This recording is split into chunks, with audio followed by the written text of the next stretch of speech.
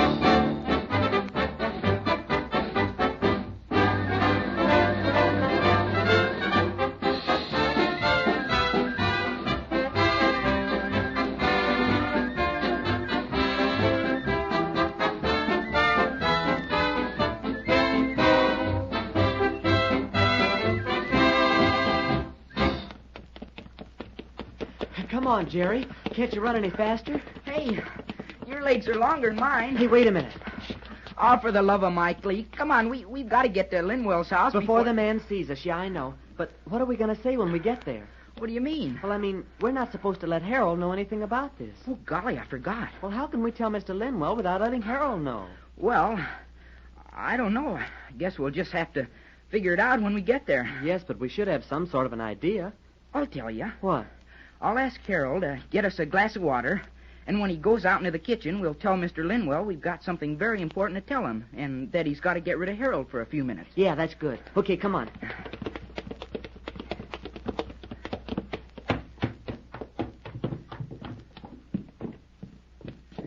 Well, we made it.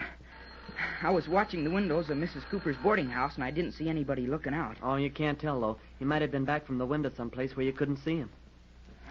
Yeah, that's right. Well, hello, boys. Come in. I'm awfully glad to see you. Thanks, Mr. Linwell. But where's Harold? Isn't he here? Yes, Jerry, he's here. Harold's, well, he's feeling pretty badly right at the moment. I felt it was the best thing to tell him about all this mess, and he took it rather hard, poor kid. Oh, say, that's too bad. Gee, yeah. Well, did you really have to? I mean, well... I know what you mean, Jerry. Yes, I felt it was the best thing to let Harold know about it, because if he does, he can keep an eye out for himself, too. Yeah, that's right. Well, come in, boys. Mr. Linwell, we've got something very important to tell you. Will it be all right to talk about it before Harold? Oh, yes, it's all right now. I think we should all know about everything that's going on. Yeah, I do, too. Right in here, boys. This is the living room. Where's Harold? Harold? Oh, Harold, where are you? I'll be back in a minute. He's probably getting rid of any evidence of the little crying spell he had a minute ago. Don't mention it to him, will you, boys? No, we won't. Well, sit down, fellas. If you don't mind, I'll take this chair. It's a little better for my leg. All right, thanks. Well, let's wait till Harold gets here before you say what you have to say, boys. Yeah, okay.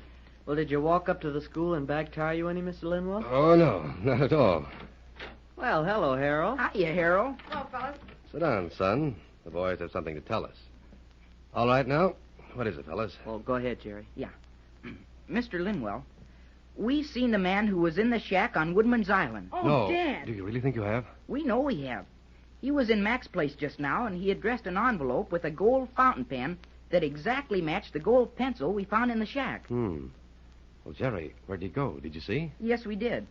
After he left Mac's, we followed him by cutting across the outer campus, and we watched him walk down this way. Oh, gee. Oh, it's all right, son. Don't worry now.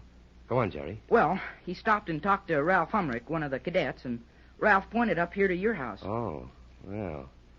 This does look like our man, doesn't it? Well, that's what we thought, sir. And then after Ralph walked down Birch Street toward the front gate of the school, the man walked up and down in front of your house here. And then finally, he walked down the street and went into Mrs. Cooper's boarding house. Where's that? Down at the end of the block, about 5 or 6 houses down. Well, boys, I guess we're in for some fun. Fun. Gee, I don't call this fun. I mean excitement, Harold. Yes, I think this is the man I've been expecting. Expecting? Have you been expecting him, Mr. Linwell? Yes, Lee, I have. What'd he look like? Well, he was quite tall and thin. He wore glasses, gold-rimmed spectacles, and he talked with an accent. Yep, that's one of them. What do you mean, one of them, Dad? Well, son, I might as well tell you and the boys the entire story. We're all in this situation now, and it's important that we know exactly what we're doing. About 2 weeks before I was to make the test flight in the new bomber, 2 men came to me and made me a proposition. They told me that they wanted me to make a fake forced landing in a field near the airport, that they would be near in some trees, and that when I landed, they'd run out and take some pictures of the ship. Gee. I was also to give them the specifications and a copy of my log during the test flight. They told me they'd pay me $10,000. $10,000? That's right. I tried to find out who they were, but I couldn't get any more from them except that they were agents of some foreign government. Spies. Yes, exactly. Spies. Of course, after they told me what they wanted, I just laughed them off and thought nothing more about it. Except, of course, to tell Bill Layton, the president of the company I work for, and he got in touch with agents of our government right away, and I was trailed night and day. You were trailed? What for? Oh, no, not account of me, Harold. They were trying to pick up the men who had contacted me, but they never showed up again. Well, as a part of the test, I was to drop a couple of dummy bombs into a field. The field had been roped off, and people were kept away from it. And just as I got over the field and was ready to drop the first bomb, I noticed a little white flag, the one that you boys read about in the papers. Yeah? And just after I dropped the first dummy bomb, something started going wrong with ignition. And, well, of course, that's when the crack-up happened. Well, what's this man here for now, Mr. Linwell? I mean, why did he come to Fair Oaks? Undoubtedly to keep me from talking. Oh, I get it. They haven't had time to get out of the country yet. And so this man is going to try to do something to you so you won't tell the government that he's still here. Is that it, Mr. Linwell? That's what I think, Jerry. Oh, golly, this is awful. No, it isn't awful. The only thing I've got to do is to get a message to Bill Layton without this man knowing that I've sent it. Well, we can do that for you. No, I don't think you can, Jerry. I'm afraid that as soon as this man finds out that you 2 boys and Tubby Young are particular friends of Harold, you'll be watched, too. See, I know how we can do it. How? Corporal Dent. Yeah, that's right. He knows all about this, too. I mean, he knows about the man being on the island and everything. Yeah, sure he does. Well, I think an easier way would be to have Captain Gardner take care of it. Oh, sure. I didn't think of Captain Gardner. You see, boys, he knows about this, too. And I think you'll be in much... Look. Oh, Jiminy, don't yell like that, Lee. What's the matter, Lee? There's the man. What? Yes. That's one of the 2 men who first talked to me. Yeah, and he's coming in here. Quick, boys, into that other room. Yeah, come on, Harold. No, let Harold stay here. Just you and Jerry Lee. All right, come on, Jerry. Yeah, okay. And close the door and don't say a word, boys. Just listen. Yes. Yeah, sure. Come with me, Harold. Okay.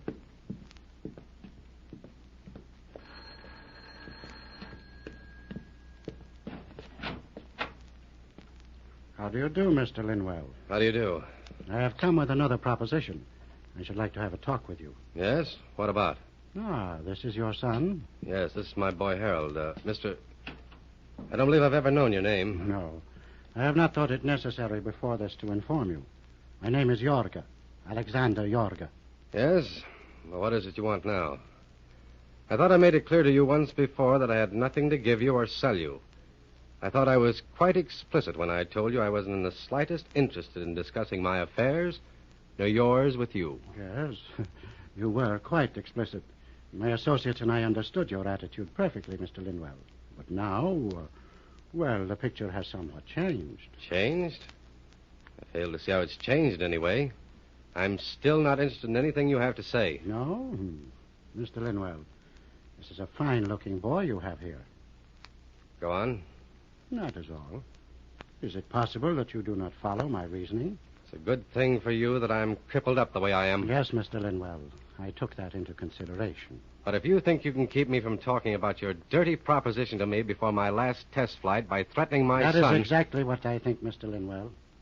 I am certain that when you realize how it might be possible for us to make you and your son extremely unhappy, and shall we say uncomfortable, I am sure you will, as you say, think twice before you reveal anything to the agents of your government. Yes?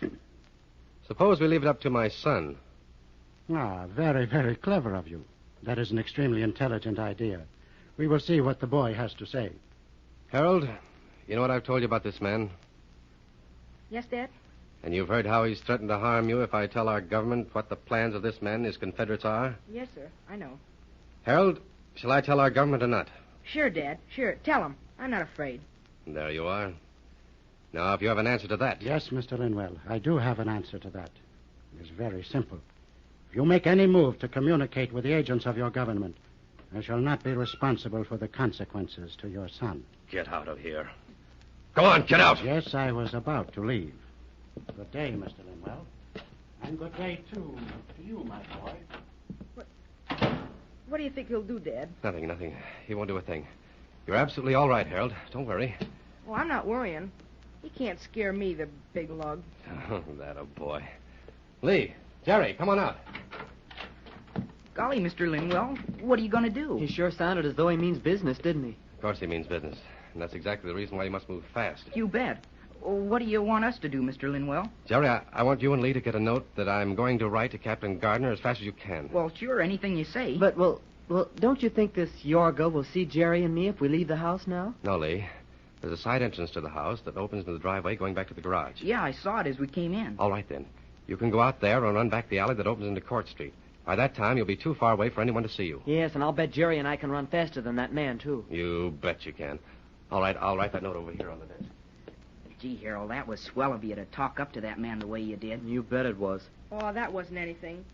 Say, my dad's the most important thing in the world to me.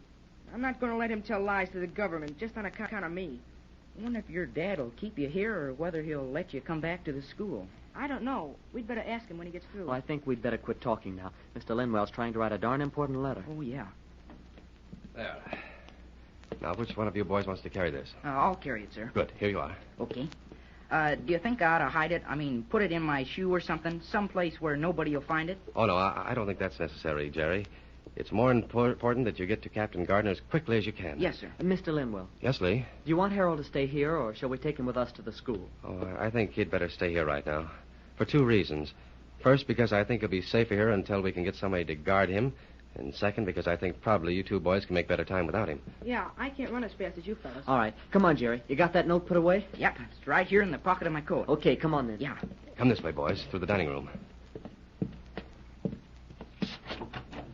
Here, let me look out first. All right, the coast is clear. Okay. Here we go. Thanks, boys. Oh, it's okay. Gee, this is sure awful, isn't it? Yeah.